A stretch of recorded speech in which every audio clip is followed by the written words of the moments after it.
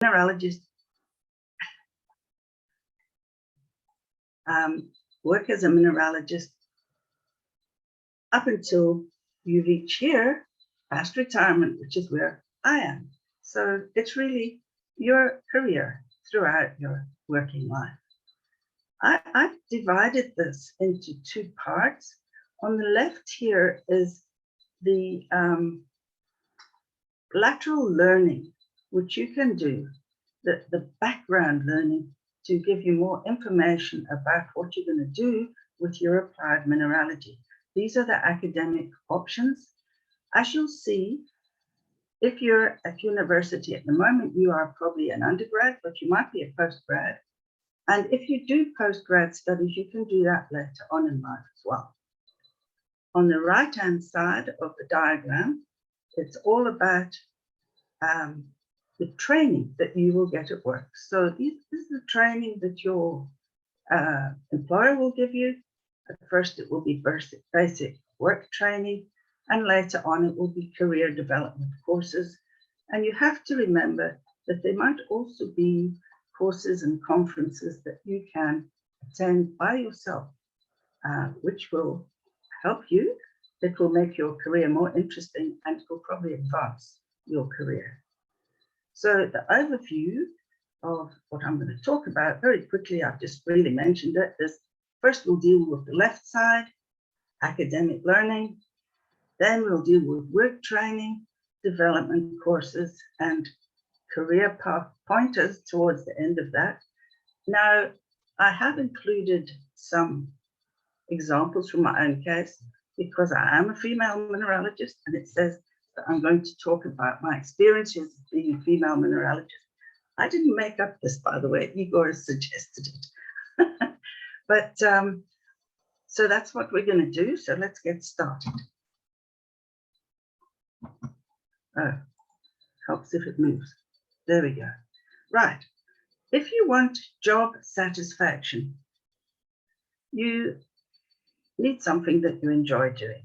So my first job, my first paying job, wasn't very satisfying. I ended up working 7 days a week, 12 hours a day, feeding vitamins and milk to very large and quite strong Scottish lambs or sheep. And it was completely exhausting. And I thought to myself, you know, I think I need to go to university, because then instead of sitting doing this, I'll be able to walk along the beach and pick up stones, pebbles, and that's what I like doing. So that was my idea. It was my first career plan decision, I suppose. So I went to university. This is my university in Scotland. I have to tell you that I didn't do an awful lot of walking on the beach. I spent a lot of time hacking away at rocks in the rain, Scotland's climate being what it was. But then my second career change came up, and that was I went to university to study honors chemistry. And after I've been there for 2 years, I realized that I actually prefer geology to chemistry. But I didn't switch entirely to geology. I actually took a joint honors. So I chose to learn as much geology as chemistry, which some people thought was a bit silly, but actually it was a very good idea. Throughout my life, I have been able, when I haven't been able to get a job in geosciences, I then have been able to fill in by working as a chemist. So it's been useful. It's been a second string to the bow.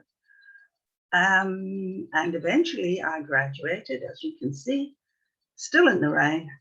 And I think Igor has mentioned that I should say why I moved to South Africa. And I mean, you know, there's sunshine in South Africa. So I was really keen to get out all the rain and to come to travel. So I took a 3-year contract to come to this country and work with the Council for Geoscience, but we'll get onto that later. Now, as far as undergraduate opportunities are concerned, people nowadays have a much wider choice. So modern universities in this country do offer a selection of modules from which may be provided by various courses, various departments. So if you're looking at becoming a mineralogist, your first choice would be obviously to concentrate on your basic mineralogy and maybe microscopy, and that should be part of your course that's presented in the geology department. But there are also other options you can take. I believe, for example, that there's an environmental science module, which is coming from the geography department. And I'm pretty sure you must also have geochemistry or geophysics modules available. You need to find this out. I have found it very difficult to find anything out from Cape Town, especially during COVID, but I'm sure you are all well aware, and if you haven't already made a choice, you will make an informed decision as to what you want to study going forward.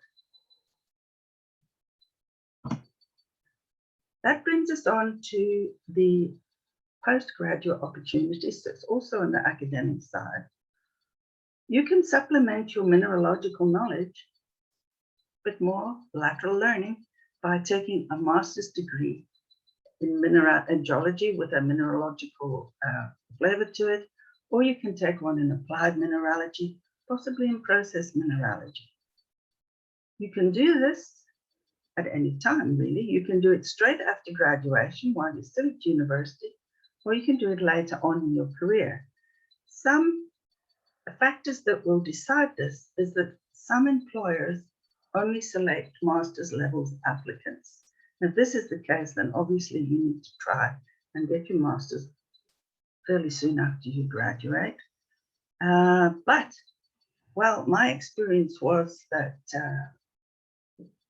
after you've been working for a while, you are much more capable of doing a postgraduate degree because you will have more know-how, you will possibly have your own research project.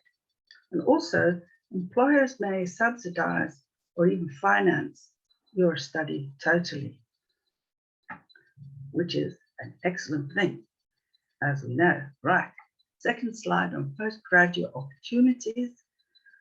I just wanted to say a word quickly about PhD or doctorate versus an MSc. If you're working in an academic environment, I'm pretty sure that you will be encouraged eventually to do a PhD, and that's just fine. But my experience has been that industry often discourages this level of study because it is time-consuming and results in over-specialization. Really, they feel you're taking too long to do a PhD, and I suspect they're probably scared they're going to have to pay you a lot more money. And last but not least, on the postgraduate opportunities, family considerations. This should be taken into account by not only the ladies here, but also the gentlemen. I would say that you have to be completely mad to try and do a master's degree if you're bringing up young children. Try and do it before you start a family, or when your family is like mine were. You can see I was a mature student. Mine were at high school and fairly settled and fairly independent. So that is when you can start to do that sort of thing. Right, and I just thought I'll put in a slide here. I did 2 postgraduate projects. Didn't do a doctorate because of the reasons I mentioned just now. I did 2 master's degrees. I did one in applied mineralogy, which was very interesting. You must always try to do coursework in these degrees because that is where you learn more. I did, first of all, a refractory gold bioleaching project, which was subsidized by MINTEC. And that is the picture on the title of my slides at the beginning. You will have seen its various stages in a leaching arsenopyrite crystal.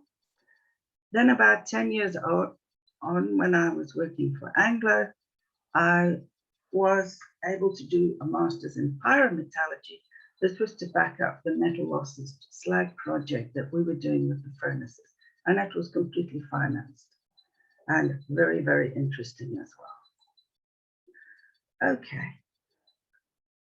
now we're on to the right-hand side of that career path. If you can remember it, you're doing the kind of training and development that you will be given by your employer or employers.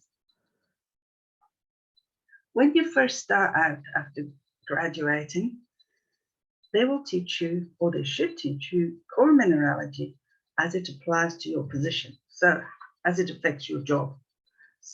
Often this is mainly practical. It will involve microscopy, for example, then your instrument setup and how to operate the instrument properly. Then how to work as an individual, but in a team. Now, what do I mean by that? Well, when you're at university, I know because I have taught at university, often you have to do, because of the numbers in the class and the shortage of staff and equipment, you often have to do your practical work and your assignments and your projects in groups of 3 or 4 or even more people. That is fine, but invariably it lends itself to some people doing more work than other people. Yeah. When you come and you start working for real, you have to work as an individual. You have a job, you are the only person doing it, and you are responsible for it. But you also have to be able to communicate with other team members who are working on the same project, but using a different instrument. Say if you're working on the SAM and they might be working on XRD, and you have to all get together and compare notes to write up the final report of this project, which brings me to writing reports and presentations. This is something that we did find people do need. I'm sure you've heard this before, but people do need to work on their report writing skills. It is very, very useful, and it will get you ahead in your career. What did I do at this time? Now we're going back to the dark ages. Right, my first job when I came to sunny South Africa was to work at the South African Geological Survey, which is now the Council for Geosciences. I was a laboratory geologist after about 2 months in field work, during which they found I cannot actually find my way out of the car park. So luckily for me, I ended up in the lab. And laboratory geology is an old-fashioned name for what is really mineralogy. So I learned quite a lot in the first 2 years of the basic mineralogy. But then I was shunted sideways to look after the Geological Museum because nobody else was available to look after it. However, you know, every cloud has a silver lining. Huh? I did learn a lot about gemology, which I'm using now because I'm a member of a gem club, and also paleontology, and how to teach, especially children and young adults, which has become very useful. On the right is a picture of Horace. Horace was, I believe, a rhapsod in the paleontology hall, and I used to have to say hello to him every morning before I was able to open up the museum. Further down your career path, you'll learn a bit more, obviously. First, you should learn about sampling and statistics.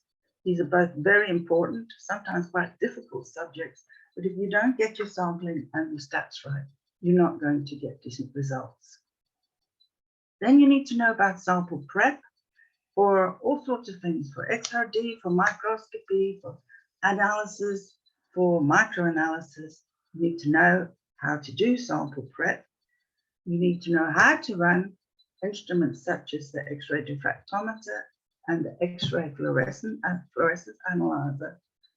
And you will probably learn how to work a scanning electron microscope or an electron microprobe or some other specialized instrument, for example, tomography and all these wonderful things that you can learn nowadays.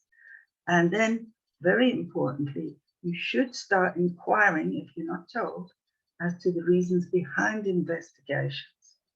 This will give you your training in applied mineralogy.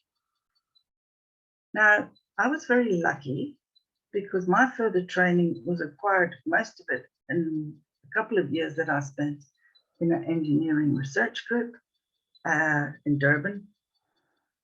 I was the only mineralogist. So I ran from pillar to post. I ran from the geology department to the physics department to the chemistry department and even to the EM unit. And I learned how to run all these instruments, how to do my own sample prep and so on. I guess you probably won't, most of you won't get that opportunity. But go along and speak to the people in your sample prep. Find out what they're doing and how to do it. Go along to your XRD people, see how it's done. So find out more, broaden your knowledge, your lateral learning. Well, this is probably far away for quite a few of you people, but eventually you will reach, I suppose, what we call the peak of your career. But down the line now, though. And by that time, you will be comfortable with working on plants or down mines or wherever is required for project investigations. You will be able to supervise your own sampling and run your own research projects. Just for example, I was involved, as I mentioned, in the pyromet side of things. This is me, a typical photo looking very dirty, standing inside a furnace. I was dirty most of the time during this work. And here is a furnace rebuild. So they've demolished the whole furnace. Imagine if you're responsible for sampling all these refractory bricks and the slags and the mats and everything inside the furnace in a hurry, because time is money for these people. That's quite a responsibility. So you will run research projects, and two of mine, as I've mentioned, led to me doing postgraduate degrees, and that will lead to you presenting at conferences and learning at conferences. This is very, very important, and we'll touch on it later. And finally, either sooner or later, you might end up in consulting. Some people like to go it alone quite early on. I just should tell you, if you want to be a mineralogical consultant, you need to build up your knowledge base quite a lot before you take that step. I went into consulting after I retired because the mining companies tend to retire people when they're 60. So I then went and joined a consulting company. And there I had very interesting work, such as running a gap analysis and a value chain thing on the manganese mines. And that is where I actually earned the highest amount of money per hour. But then the thing is filling the hours. So you need to have enough work to make it worthwhile. And you don't have the access, of course, to your fancy mineralogical instruments. You have to organize it to be outsourced. Which really brings us to the end of the career path. I just got one more slide about your career path. You are the only person who can decide what you want to do. So you must draw out your career path, and it must be flexible because your environment will change and you will change as life progresses. You might want to do something else or some change the rules.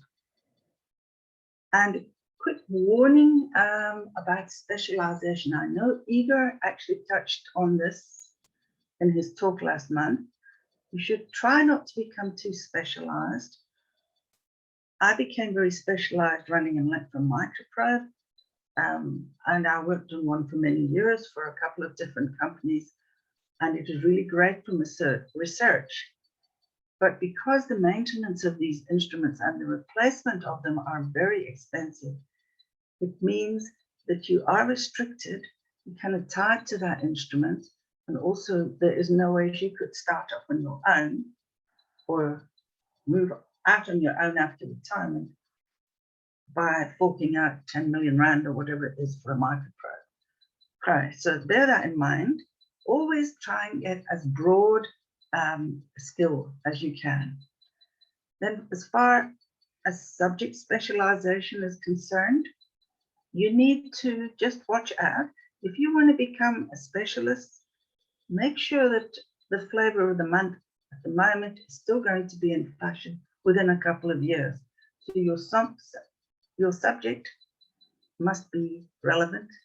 And also, if you're working in the precious metals industry, you may find you have confidentiality issues with, for example, publishing and attendance of conferences and so on, presenting.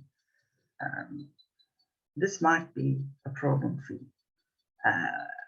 Now, Igor or somebody has got me down here for talking about career prospects. So I will mention someone here. I'm not going to tell you where to go and look for jobs because I'm out of that kind of thing at the moment. Hopefully Igor and some other people here might be able to help. But once you have got yourself a job, there's a couple of things I would just like to say. If you're working in industry, at some stage after your promotion where you start from mineralogist, senior mineralogist, principal mineralogist, and so on, eventually you will have to make a decision whether you want to go into management, because that's probably where the money and promotion routes are in industry. If you want to stay on the technical side and have research aspirations, it may be better actually in the long run to stay more with academia, to involve yourself more with academia. Promotion, be patient. We used to get a lot of people coming in who would be very keen to be promoted. You have to realize it takes a while. There are quite a few people, and there's only a limited number of positions. So don't push it, but you shouldn't be too patient. If you're still hanging around after a few years in a job and nothing is happening, you need to go and speak to management. And if that doesn't get you anywhere, then you need to move on. Right, a couple more slides only. Making contacts. This is extremely important. You've heard from Igor and Sarah all about MINSA. These are the people who have asked me to talk tonight. You can become a member for free. And I have found it extremely valuable. I've been a member of MINSA for many years. You will find you have a whole lot of people who can give you advice, lots of contacts. And when COVID's not got us in the grip, there'll be lots of outings and symposia. And these symposia are usually fairly reasonable. You can afford to. And so if your company won't pay for it, you can pay for it yourself. And in the end, that will be appreciated. That will go towards developing your career. Other helpful contacts, university colleagues and staff, keep in touch. They may be very helpful for you. At conferences, I cannot say how important it really is for you to go to conferences and pick up. I always found I picked up so many ideas and I made so many contacts. So then if you're working on a microscope or an electron microscope, you should look at joining MINSA, which is the Microscopy Society of Southern Africa. They are also very helpful now. I think they're pretty reasonable as well. They have a list server and all sorts of electronic promotions that you can listen to. And I think you'll all have heard of the Geological Society of South Africa. Right, this is my second last slide, I think. Because we are in Women's Month, just still, I said to Igor, I will say a word about women in mineralogy. All I'm really going to do is compare and contrast. I'd like to tell you about when I first came to this country in the early 1970s and started working. I found that there was a dress code. So despite the fact that I was supposed to go out and field work, I was supposed to be wearing nylons and a certain length of skirt. So that didn't last too long, I can tell you. The other problem was that we were often denied access to mines, quarries, and plants. And that, of course, it's really, it means you don't get the whole picture. This is me in Palabora Quarry, just after I came to the country. And you can see we used to have to disguise ourselves in baggy lab coats, and we were supposed to pin our hair up under our hard hats, which hasn't worked too well with me here, because women were not allowed in the quarry.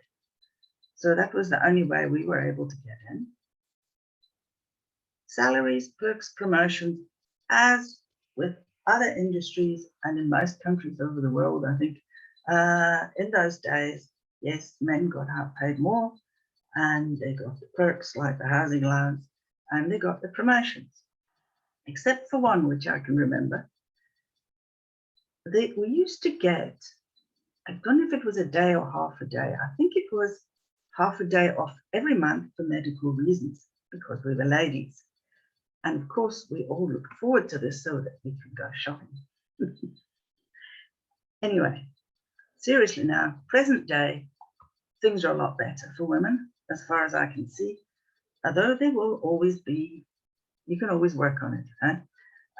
Women you find underground and on the plant, both visiting and also working on permanent jobs all over the place. You don't have to worry about your dress code because everyone's wearing PPE and you all look the same. Even in the lab, you're all wearing lab coats. And yes, there are far more women in geoscience, especially in mineralogy. Many labs have nearly all ladies, more ladies than men, definitely, in mineralogy. So things have improved from the point of view of women working in mineralogy. Last word, last slide, definitely, apart from the acknowledgements. Make the most of lateral learning opportunities. It will make your career more interesting and it will put you in line for promotion faster, I'm pretty sure. Start now, start now. Plan your career path, but revise it regularly.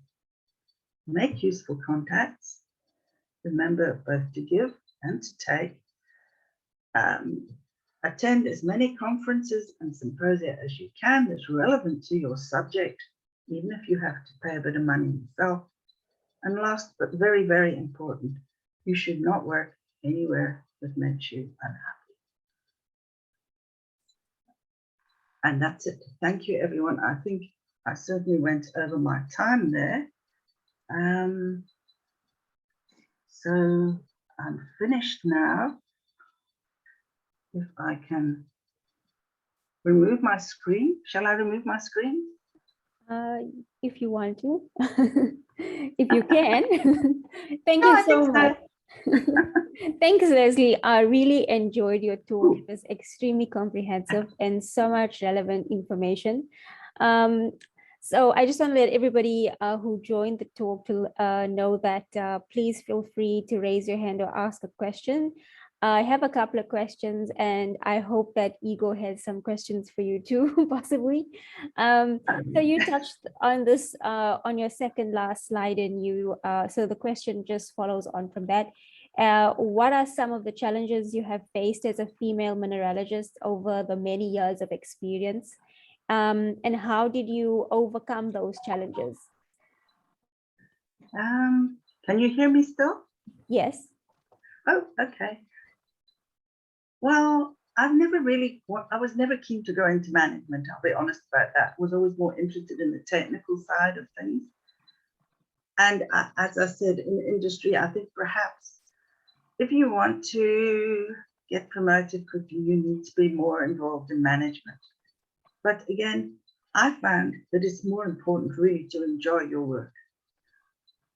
So maybe I'm not the person to ask about that, but that was the way I felt about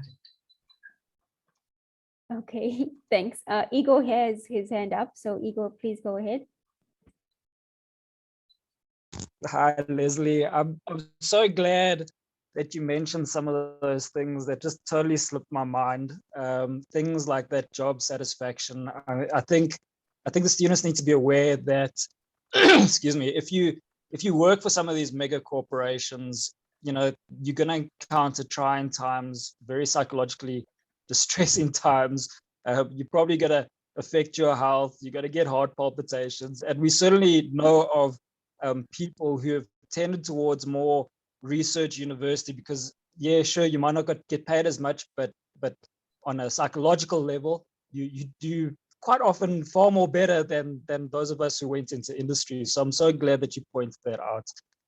The excuse me, that whole idea about double majoring, I think, is so important, and it's something that we've lost. And there was a time at universities where you were compelled to take 2 majors for very good reasons. You know, like I think for us geologists, a structural science, you're studying, and mineralogy is a structural science, so you're studying the things of the planet, but you're not necessarily studying how that planet functions. And chemistry, I think, is totally invaluable.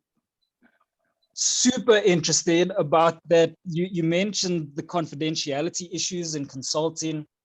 And of course, that ties back to every time you go and work in industry, you will be signing a contract with these mega corporations. But usually those contracts have statutes of limitations for that IP, you know, and I think that's something. Now, this does become a bit of an ethical question, but I think that is something that you can leverage. So for instance, if that statute of limitation is, and it's usually, I think, 2 to 4 years, it's definitely not the entire, you know, rest of your life. After 4 years have passed, you know, it becomes a bit of an open question about whether you can take some of your ideas, because they would have been your ideas, and whether you can now use them to facilitate your consulting. So I think that's a very interesting point, and the students need to be made aware of that.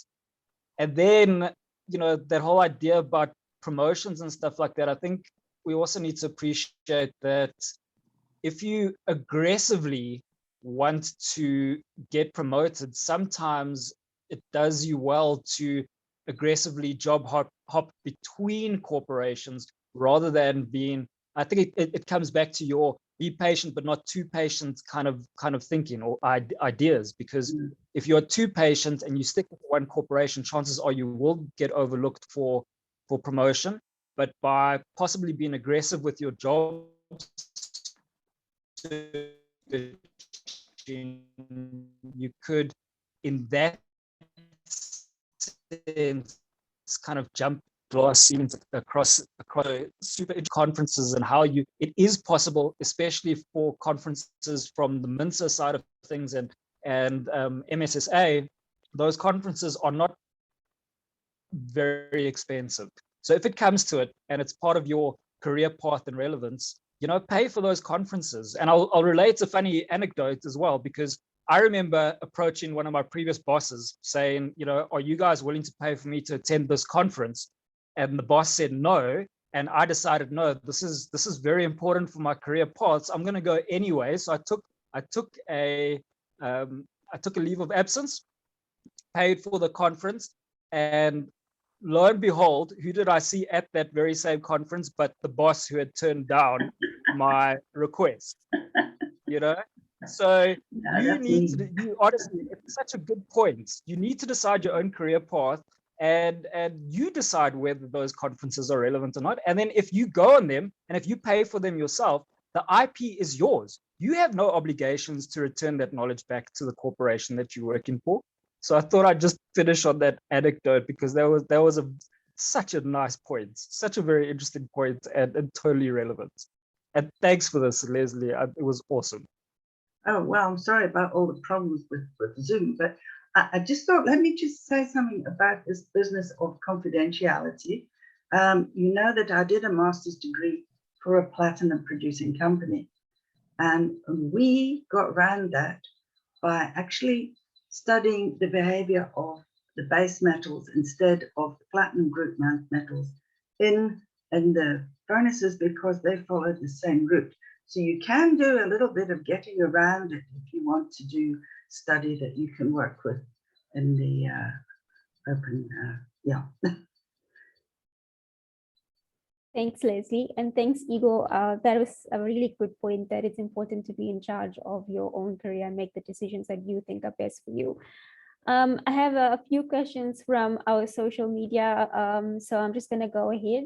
The first one asks, what type of continuous development courses should someone who is interested in mineralogy do?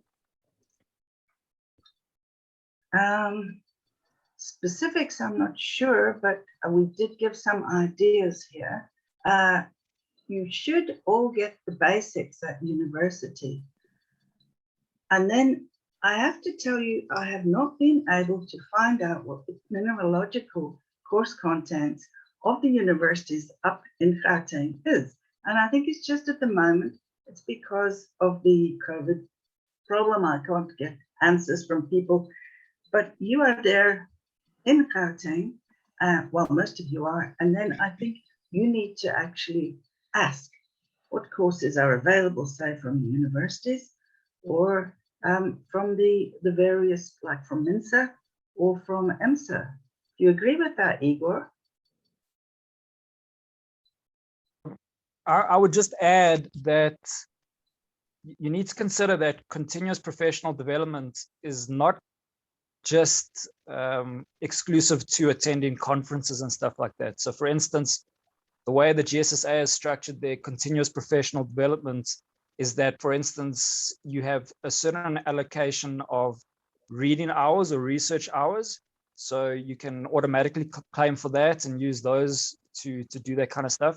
Continuous professional development has as much to do with reading Mineralogical Association newsletters, going on Mineralogical Association excursions. All of that is continuous professional development. So once again, you mustn't limit continuous professional development to just courses. And also the GSSA includes things like teaching and community outreach for that continuous professional development. So don't be restrictive in your idea of what constitutes continuous professional development. If you can learn something from it, if you can gain from it, doesn't matter whether you're reading, teaching, learning, going on the conferences, presenting, all of that kind of stuff. It's all continuous professional development. And if you can find a way to put that on your CV, then possible employers will see that, and you should be able to buffer your CV quite nicely. I think that's what I'd say. Okay, thanks, Igor. And then I just want to know if you can log CPD points with MINSA, or how does one, log those points that they, if they attend any courses by MINSA? I am retired and therefore I don't actually have to do that. But Igor, I think there are, with the GSSA, you can certainly log points. I'm not sure about MINSA. Look, we're getting better at it. So for the past few symposia that we've had, you have been able to claim back CPD points from us. And it's only going to improve. So, we have people on the GSSA Council who have a direct line of communication with regards to the people who allocate CPD points. So we haven't been very good at it in the past, but we're getting better, and guaranteed every single symposia and workshop and presentation that you attend with us from here going out will have CPD points allocated to them. Okay, I think this is one for Lesley, possibly. Lesley, what is the best way to develop report writing skills outside of university? The GSSA has had, I think there's been some courses available, sort of mentorship and that. I don't know if anyone else has seen them. What I could do is see if I can find it and then send you a message with it. Then there have been a number of report writing courses. In fact, I had a feeling maybe even one of yours was on report writing, or am I wrong? One of the early ones, maybe not. But I have definitely seen report writing courses, and they were quite good ones. Let me see what I can find out, and I'll perhaps get back to you with that. Igor, have you any ideas, or has anyone else any ideas? Lesley, you're a much better report writer than I am. I'll leave that one for you. No, but I don't know where people get to learn lessons. Well, I'll say this, right? Because the geological departments of these universities are kind of like incentivized towards giving courses and modules that are pure research. They don't focus on that report writing. What's interesting is that in the engineering modules that I've been exposed to, there's a lot of courses for report writing, and it's part of the degree. That's which right. is something. Yeah, we need to get past that. I don't understand why that's the case. Yeah, people like Rodney Jones in the SAA IMM, they do that sort of thing as well. But I will look. I have listened to somebody recently, and he was very good. So I must try and find that now, pass that information on to you all. Okay, thanks. We would love that. Or you could do a report writing course. That would be nice. Oh my goodness. Only if I get a trip to Joburg. And then I have one last question, which asks, which specialized instruments are relevant now or will become relevant in the future? Ooh. Well, going by, look, I'm mainly with the microbeam people, which is, as you can gather, the scanning electron microscope. And then there's these, Igor knows a lot more about things like QEM scans, MLAs, or these autosems that do all the statistical work on the ores and concentrates. And then this new tomography where you can actually see a 3D. You can check things out in 3D, see how many particles of a phase there are. All these are becoming very important in the mining industries. X-ray diffraction, which is the structural side of things, will always be important. So you can actually identify the minerals as distinct from the chemistry of a bulk sample, that sort of thing. All these instruments, but these, I think you are introduced to most of them at university. Igor? Igor? I think that's perfect summation. The only thing I'd add is that, and I think I alluded to it in my presentation, is that because these instruments are manufactured by large corporations and they're kind of trying to do as little as possible to sell as much as possible, they tend to slack quite a bit on the software side of things that comes with these instruments. And I think what we're starting to see is independent researchers and operators start manipulating the software code themselves to get what they want out of the instruments. If you want to buffer things, definitely do a Python course or something like that, and I think that will put you in good stead. Okay, thank you. If we don't have any questions, I think we can close, but I just want to take the opportunity to say that I really enjoyed Lesley's talk and presentation, and I really love the discussion that we've had afterwards, and I really hope that we can chat more and see more of Lesley in the future. Oh, if I can find my way on. Thank you very much. It's been a pleasure. Thank you so much for doing this talk with us this evening. Just so you know, the talk will be available on our YouTube page, because I got a few messages asking if we will be recording the talk, because a lot of people weren't able to make it this evening. So it will be available on our YouTube page. Okay. Okay, thank you so much. Thanks, everybody. Igor, if you have any final words.